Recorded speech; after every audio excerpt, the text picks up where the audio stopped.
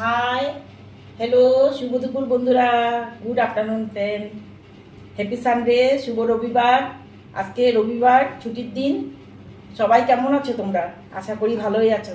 আজকে দুপুরের আমি রান্না বান্না করে, অনেক কাজকর্ম করে, রান্না করে আমার খাবারটা নিয়ে বসেছি। আজকে বেশি কিছু করিনি। আজকে গরম ভাত, এটা মাছ করেছি, রুই মাছ, ফুলকপি আলু দিয়ে একটু পাতলা ঝোল করেছি, হালকা হালকা ঝোল ধনে পাতা দিয়ে।